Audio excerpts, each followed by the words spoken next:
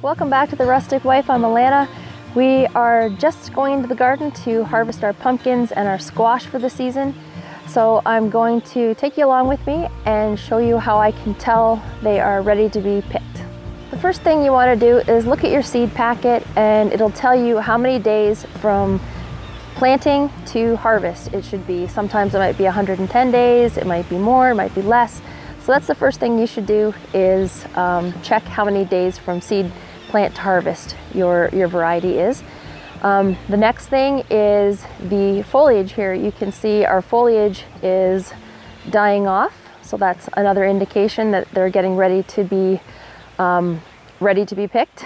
And we have 4 varieties in this patch here. There are 3 varieties of squash. We've got Dumpling Squash, Acorn Squash, Butternut Squash, and we have pie pumpkins. If you have pumpkins and squash in the same patch, there's a good chance they're going to become cross-pollinated by your pollinating insects. So I did a video on how to hand pollinate and save a true seed. So I will leave that link right there. So here we go. We're going to look at the different varieties. You also want to make sure you harvest your pumpkins and squash before a frost sets in. That will be extremely damaging, and your crop will be wiped out if it's a killer frost. You don't want to go all of this work to grow your squash and pumpkins only to have a frost come and wipe them out. So make sure you get them out before that frost hits. Also, you're going to want to try to pick a sunny day so you can dry them out in the sun for a few days, so you can kind of cure them out there and get all that moisture off the skin. So here's the first variety. We've got an acorn squash here. You want to look at the stem. You can see the stem right here. It's very dry, really, really hard. You can't stick your fingernail in it. That's another indication that it's ready to be picked. If you look at the skin should be hard. It should be where if you stick your fingernail in it, it leaves a little bit of an indentation, but it doesn't actually pierce the skin. The skin should be quite hard. Another thing for these is the color. It should be a deep green, a uniform green, and the other indicator is the area that it was laying on the ground. It's hard to see in this picture here, but that's a dark orange right there. That's the spot where it's been touching the ground. It should be a dark orange and not yellow. If it's yellow, it's not quite ready to be picked yet. But this is a nice orange color, and that one's ready. So we will pick that. When you harvest them, you want to actually take some shears. You want to leave as much of the stem as you can. So that stem there, that will crust over once it's dry. You want to actually make sure that end is dry when you store them, because that is an area where bacteria can get in and cause rot. So that's another reason why you want to leave the stem on. If you take this stem off, that whole circular area underneath the stem will be an area that can get bacteria in and cause rot too. So that's a nice one. And here's an example of an acorn squash that is not ready either. It's not a uniform deep green. It's got some lighter green on it. The patch where it's been laying on the ground is kind of like a limey green yellow, so that's nowhere near being ready either. The next variety we have is a little sweet dumpling squash. And again, you want to look to see and make sure the stem is hard. That is dry and that is super hard. You want to check the skin, and you want to make sure you can't pierce your fingernail through, which I can't. That is very, very hard. So this one's ready to be picked. These don't generally have the ground patch on them, so you can just tell by the stem and the skin, really. Here's another one right here. So it doesn't have that marking on it from where it was been laying on the ground, but the stem is dry and the skin is hard. So those are ready. Here we have some butternut squash.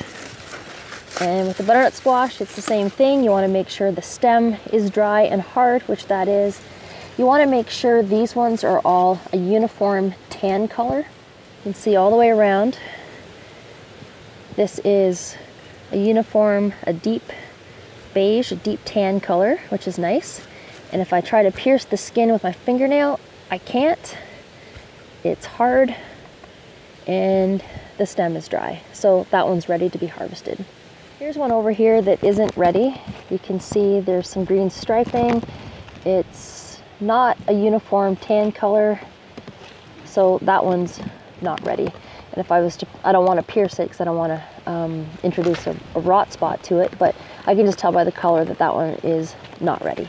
Next we have our little pie pumpkins here. Same thing with these. You want to make sure they are all a uniform color, like a deep orange color. Let me just get some of these vines out of the way here so you can see. You can see when I lift that up, it's all a uniform orange. So that's a nice one. So these are ready to pick. Now this is pretty obvious, but here's one that's not ready to pick. If it doesn't ripen up before a frost comes, we're not calling for any frost in the next week or so. So, well, so far they're not always right with the weather, are they? But this one is not ready. It's got, you can see some green on it, so that one's not ready.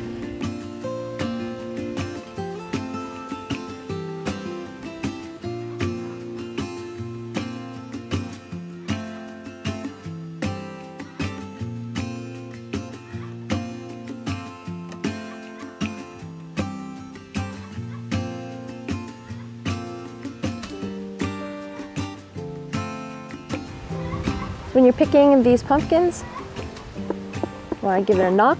If it sounds hollow, that's another indication that they're ready.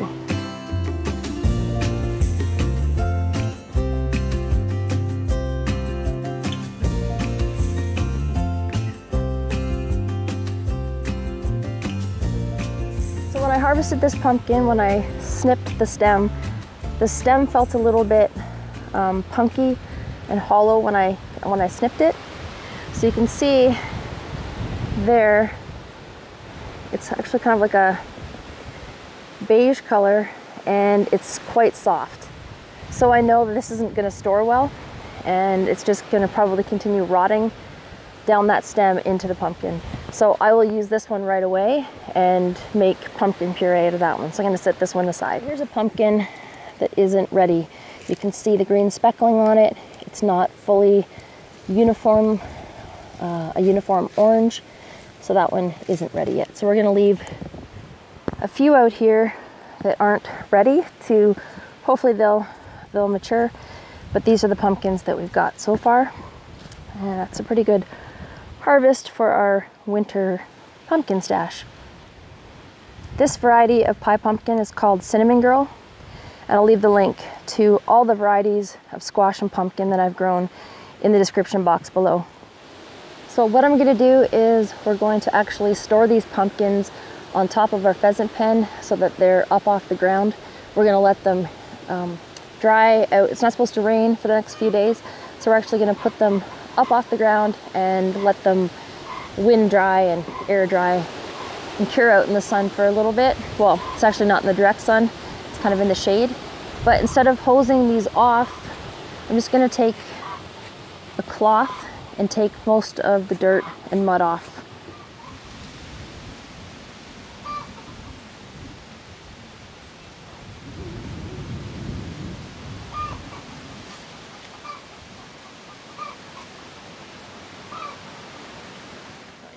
I don't know if you can see that right there, but as I was cleaning it off, there's a bit of a rot spot already.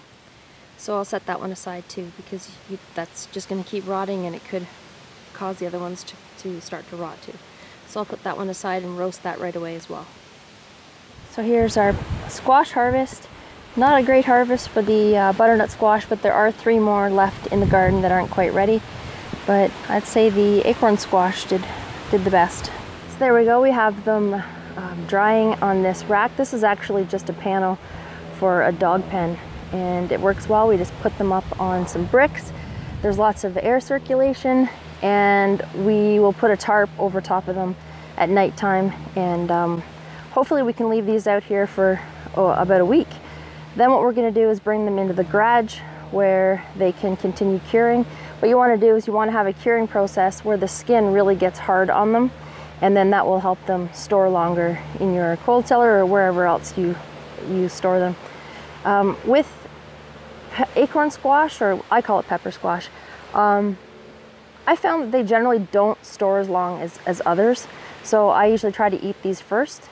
Even with the, I've read with the curing process, it doesn't really work with these. I may be wrong, but in my past experience, I find that those ones go bad much more quickly than the rest. If you don't have a place to store your squash or pumpkins, if it's really rainy and you can't store them outside to get dried by the wind or the sun, then you could store them in your garage, any place like that. But it's best if it's out in the sun and the wind. But you can see here we have these trees above, and they provide some shade, but there is some sun too. But a really nice wind blowing through today. I hope you enjoyed today's video, and I hope you can hear me over this wind still. It's kind of crazy. And if you had any questions about how to know when your pumpkins and squash are ready to harvest, I hope this helps. Thanks for joining me today, and I'll see you again next time.